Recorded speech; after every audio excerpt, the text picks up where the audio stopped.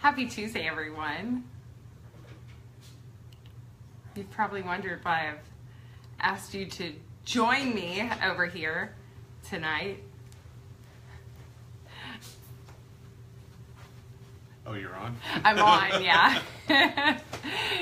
So Quentin was literally just getting done negotiating a deal and needed to get his coffee. So coffee. So happy Tuesday, everyone. Welcome to Q&A. With Q&K. Awesome. Awesome. Wonderful. Good times. Good times. Great. Good stuff. We have a lot of things. We don't. We only have actually a few questions for you tonight because we, like to keep it simple. You're tired. You've had a long day. Maybe you haven't. Maybe your day's been great. That's awesome. Good. We'd love to hear about it. If you have questions, comment, please, and leave us your questions, and we'll try to answer them as we can. So let's get started. Cool. Let's do it. Awesome. So first question. What impacts your monthly payment the most? What has the most impact? Well, in Texas, that would be taxes, property taxes, and insurance. In Texas, it's taxes. Yes. So, in taxes, I guess it's mostly, it depends on the school district and the neighborhood, tax rates, all that stuff. So why is that?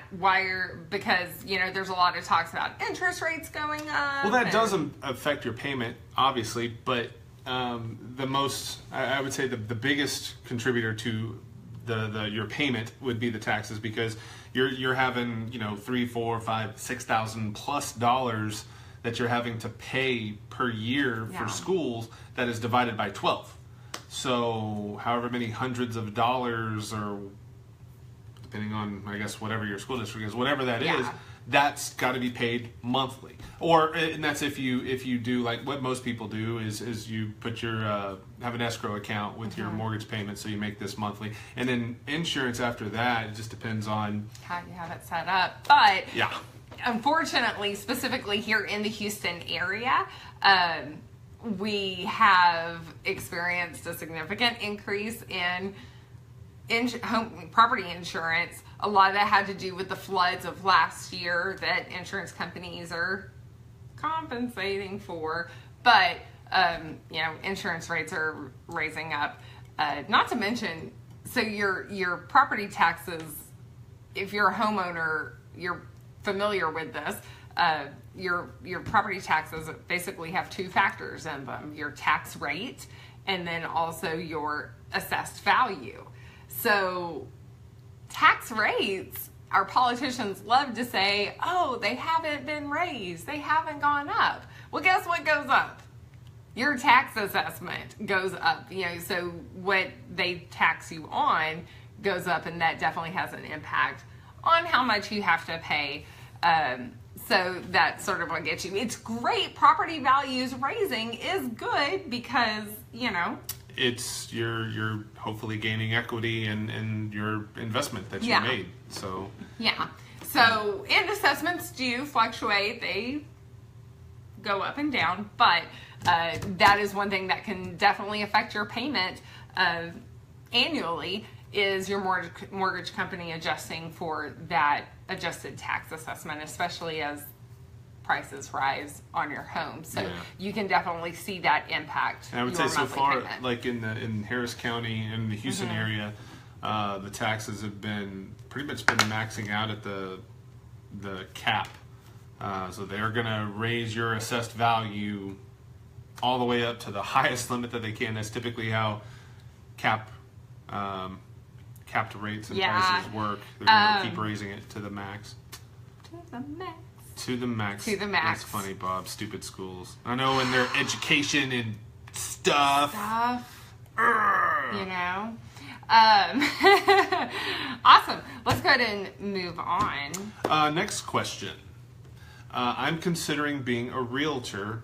What is it like? So we actually get, this is another one that we're asked very, very frequently. What's this last week? So here's the thing, and I think and I'm not saying that anyone else has this perception at all, but perhaps some of you may do. Some of you may do. Because That's what we bad really English. do is about once a week we go unlock a house. Then we go collect a big fat check. We actually have cash like spread out on our bed. I don't have a and mattress. We like roll around. I don't have in a it. mattress. It's cash. It's It's stacks just a of hundreds. Pile of I cash. try to be, yeah. But it's kind of, we try to be humble with our BMW as we drive it back and forth to the bank, depositing cash and stuff. Yeah. So it's not. Obviously, this job, I think any realtor would definitely laugh at the thought of that it's just an easy job, especially anyone who's been in this field for like 2 seconds would laugh at that. I was just going to say, because like when I started in this, I had a misconception that it was going to be easier than it actually is. But I had a total misconception on what the job actually entailed. I had a pretty decent idea, but it was not 100% accurate in what I thought. So, what are some pros that you would say? Pros? Pros.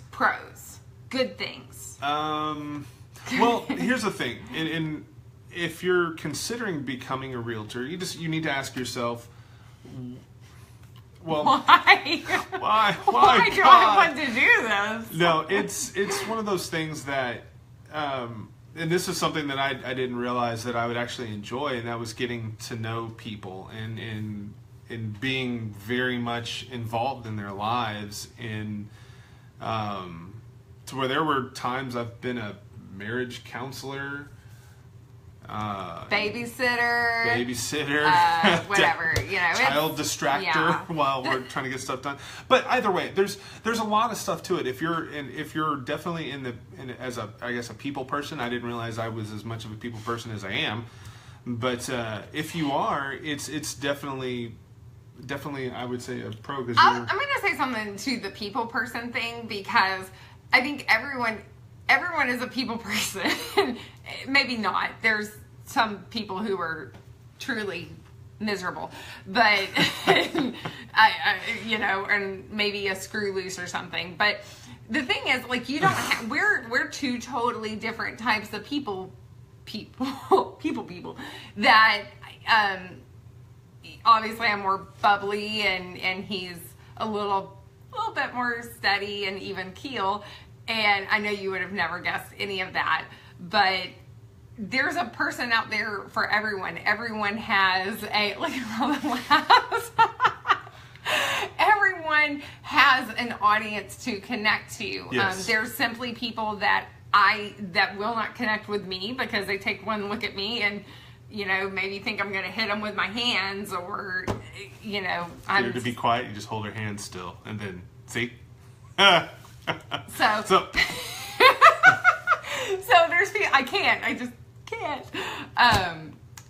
Everyone has an audience to connect to. So just because you're not, I'm a realtor, come look at this crown molding. You don't have to be that person. Location.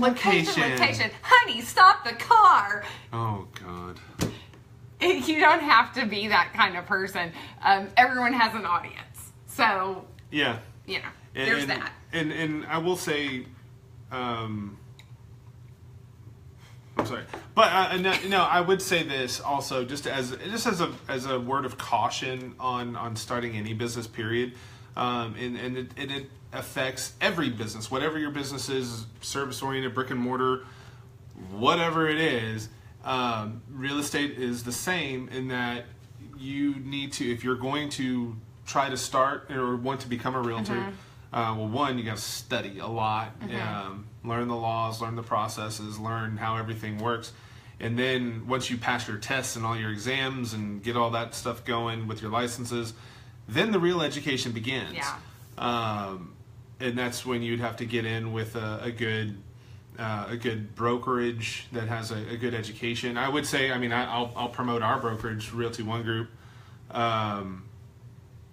Anyway, Realty One Group, Lone Star, in the fact that there's it's a big educational It's a big emphasis on that, and it's definitely big on training and mentorship. There's mentors, and you can have a mentorship program that you can be involved in. There's a lot to it, and just to try to help you to be more successful. But I will say this: as far as you're starting a business, I would expect to not make money for a while, not make a profit. I would expect you to, I would say, save money, just like you would on any business. Save your money before you start this, because in order to do this job, you cannot. It's hard to do. Period. Full time. It's even harder to do it on a part-time basis. Yeah. And I will say that. So save your money so you can live for a little while without having to make money, because you won't. Especially if you're coming into this business completely new, like both of us did. I mean, people knew me as the music guy, played guitar, did all that stuff, not as a real estate person. Yeah. So I would just say this is a business, and it works like a business. It's the same sacrifices that it takes to run a business, the same investment time, 80, 90 hours a week plus whatever. It is difficult. It can be rewarding, but that's the thing. Anything worth doing, anything that's rewarding, takes a sacrifice. It just does. And we were talking earlier today about just, the freedom that you have, but freedom with the price. Yeah, it's you do get to make your own schedule. You're still at the mercy of your business. So, and if you want to do a good job, if you want to make sure your clients are satisfied, then you want to take care of them. Now, that doesn't mean that Quentin's on the phone while I'm pushing out a baby. I mean, obviously we get to enjoy the good moments in life and do some more things with our kids as they're growing up, but it's still a sacrifice, and we still have to manage our time properly. Sometimes that means I'm up at midnight, 1 a.m. going through contracts. We long story short, Quentin actually signed his very first deal the day we came home with our second child from the hospital. And the other agent is a moron. She is. But anyway, so she was arguing with me, saying, well, I told her, it's like, we'll get the contract, we'll get everything signed. We should have it signed tonight. I'm in the hospital right now with my wife. We're having our kid. And she goes, well, that's your problem. For real. And to realtors' credit, most of them I've dealt with are very good people. There is, I would say, that is a good thing, because most of the ones, especially the ones that are actually successful, the ones that have actually done their job right, and the ones that have actually gotten to a point where they're good people in business. They're good business owners. Really good people. They've sacrificed. They've put a lot of work in, and they're good people. I serve on a couple of Houston Association of Realtor boards, or advisory groups, I'm sorry. One of them is, in particular, is the YPN, Young Professionals Network, because I'm young. But there are people that have served on that board, some of them for years. They've been in the business for a while. They're just helpful. And most people in the business, they're definitely most of the ones that I've gotten to know, I mean, they're very helpful in trying to get things, anyway, trying to help you, trying to get things, I guess, education, get things known, get things out there. Yeah. So if you are considering a career in real estate, a great source is go to the Texas Real Estate Commission website and check them out. It takes you step by step. We'll add the link in our comments, but it takes you step by step as far as what you need to do to actually get your license. And of course, if you're really considering it, message us. Like, for real, we need to talk. We need to heart to heart. Is that a song from the 80s? Heart to heart. Okay, so I wouldn't know because I'm so young. Okay, last question that we're going to talk with. Can I clarify something real quick, Kat Soika? No, baby. No, baby, let's not start rumors. Okay, that's it. Okay, HOAs, good or bad? Ooh, HOAs, because all I do is pay a ton of money for them to yell at me because I left my kid's bicycle out in the front yard, right? No. Okay, so pros and cons to HOA. So the biggest benefit to having an HOA is to uphold the value of your home, and by enforcing certain rules and deed restrictions, right? Like, hey, mow your yard. And obviously there's a lot more to it than that. Well, yeah, and quite honestly, not everybody has good taste, no matter how much they think they have good taste. Right. You may not. Just saying. Well, that, and I would say that, and then, so they're trying to keep that type of uniformity to keep values up, which is in the long run helps you. But the other thing is, I mean, they're not just there to be all up in your business and gripe at you and stuff. They're really not. I mean, there always is that person, but... or people. But yeah. Just control freaks have nothing better to do, especially the retired control freaks. You know who you are. But no, I would honestly say, like, our HOA in the neighborhood that we live in, the biggest problem that they have is community involvement. It's people being involved, coming to the meetings, talking about things, not just standing around gossiping, griping about stuff, but actually doing something. So the HOA can get better, but they need you. They need you to be involved. Right. That's the thing too. If you're looking for a home, or if you're a homeowner right now, and you are concerned about the HOA, the best HOAs are the ones that everyone's not going to be involved, but most people are involved, or they have frequent activities that get the neighborhood connected and involved. Because I use this comparison, we talked about safety last time. Is this a safe neighborhood? You know what?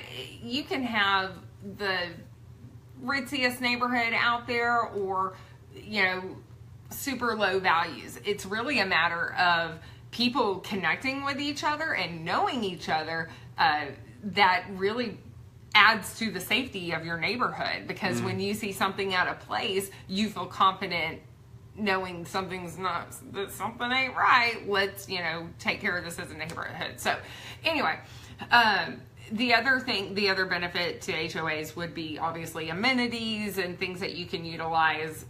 Most common things are neighborhood pools, parks, things like that. Nature trails, jogging trails. Yeah, whatever. and it's the really cool thing is, even though the prices are growing on some of these larger master plan communities and things like that, but their amenities are also getting pretty cool. Also, I think it's Ellison out in Katy, which is a new development. They have apple orchards and fruit orchards, like, periodically, so you can just go pick fruit and eat on your workout with rooms, your family. clubhouses, pools. I mean, a lot of parks and playgrounds and just different stuff. It's really nice. There's a lot of stuff. There's some stuff up in Tomball. There's some neighborhoods up there. They're part of their HOAs. They're going to build a water park, like a full-on water park. It's all around. If you'd like to get in touch with some of these neighborhoods, or try to find out where some of that stuff is, give us a call, email us, message us, whatever. And obviously the cons to it is, yes, you do lack I guess you could say, the freedom of, being having a purple house, or not having deed restrictions. So realistically, if you have livestock that you're raising, if you're a goat farmer, that may not be the best thing in a suburban area. It's not going to be the best thing in a suburban area. Even if you wanted to have a bunny rabbit or a chicken, something smaller, not a cow in your backyard, but something smaller, a lot of HOAs do restrict that. So that's a more realistic thing. No chickens. A lot of them have specifically say no chickens, but how are they going to find it? I think to they'll me, hear it or smell it. They'll hear it. Yeah, no roosters. Let's look at Karina's question: Mud District, good or bad? What do you think? So here's the thing, though.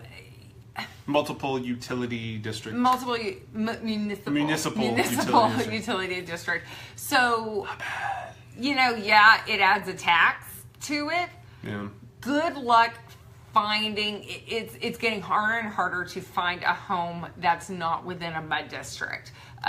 You're probably on well water. Yeah. Or there's some places that have city water. That do, but most of the, at least in the surrounding Houston areas, yeah. You're going to have a mud district. Yeah. That you're a part so of. It does sort of suck because, you're paying an extra tax. But that's almost a thing that it's like, well, but be involved with the community. Mud bonds get voted on, and you can communicate with the board and things like that. So it's something to be involved in, but people aren't, homeowners aren't involved in that process. So they don't even know who's over their mud district. Be involved. That's the biggest thing. HOAs, MUDs. Well, just plain living in Texas, be involved. Know who your state reps are, and there's the stuff that goes on all the time. Like I was talking with another agent today, just about some things that were trying to be proposed that some realtor groups got shot down. Thank God for all of us. So I mean, it's get involved. By the way, sort of back to HOAs, recent legislation in Texas has made it illegal for an HOA to tell you that I'm using a lot of double negatives here. You can put an American flag out in your front yard, and I'm just going to go ahead and say you can put the Texas flag out there too. It's a flag, The Great Republic of Texas. Republic of Texas. Very much. So HOAs cannot dictate if you putting a flag out. So and that's why I'm saying American flag, Texas flag, because I'm pretty sure your Johnny Cash with 2 pistols flag won't fly. But anyway, that's it. Cool. You wanna, Jessica? I would say, can you purchase a home without any down payment or money for closing costs? We are going to answer that next week. Well, I would just say it's a lender question. It just depends. Lender question. It really depends. But we can't. We can definitely go into that further next week. We are past our limit right now. Yeah, we're so going to cut off here. So Quinn's, we got to go. We got to get back to work. So actually, yeah, I do. Awesome. The flag has to be on your side of the sidewalk, not the city side. Well, that's true. Yes. Letters and I need my glasses. If you I know, right? Sorry, I'm the most indecisive letter in the world. So anyway, all the questions being asked, we're going to shoot you emails and message you and respond to this. Guys, thank you so much for tuning in today. We're going to see you next week on Q&A with Q&K. Yay. Bye, guys.